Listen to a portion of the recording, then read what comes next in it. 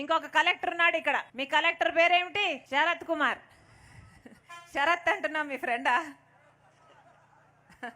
శరత్ కుమార్ గారు ఇక్కడ కలెక్టర్. ఈయన ఏమంటున్నాడు? కలెక్టర్ ఆఫీస్ లో కూర్చుంటున్న కలెక్టరే తప్ప కండువా కూడా వేసుకొని కూర్చుంటున్నాడో ఏమో, గులాబీ కండువా. ఈయన గారు ఏమంటాడు?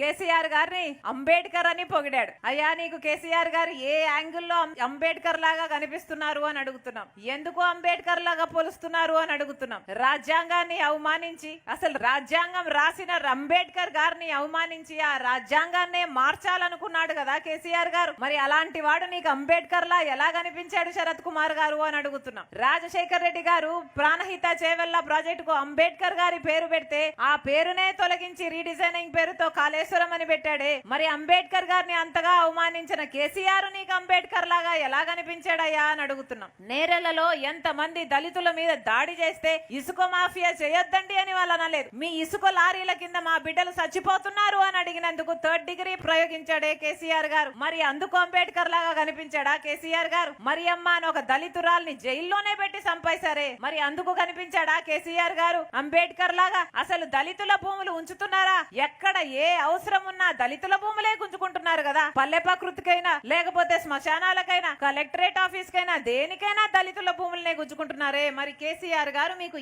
ఏ యాంగిల్లో అంబేద్కర్ లాగా కనిపించారు అని అడుగుతున్నాం. అసలు 3 ఎకరాల భూమి ఇచ్చాడని కనిపించాడా, లేకపోతే డబుల్ బెడ్రూమ్ ఇల్లు ఇచ్చాడని కనిపించాడా, లేకపోతే దళిత ముఖ్యమంత్రి చేశాడని కనిపించాడా, లేకపోతే ఎందుకు మీకు అంబేద్కర్ లాగా కనిపించాడు? ఇక దళిత బంధు ఒక పెద్ద మోసం. 20 లక్షల కుటుంబాలు ఉన్నాయి దళిత కుటుంబాలు. ఎంతమందికి ఇచ్చాడు కేసీఆర్ గారి దళిత బంధు?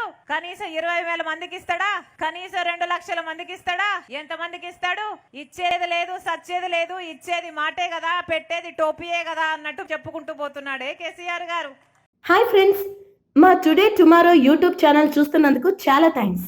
మరిన్ని లేటెస్ట్ వీడియోస్ కోసం వెంటనే సబ్స్క్రైబ్ చేయండి. అలాగే ఈ బెల్ ని కూడా రింగ్ చేసేయండి. మా నోటిఫికేషన్స్ అన్ని మీ మొబైల్లో వస్తాయి.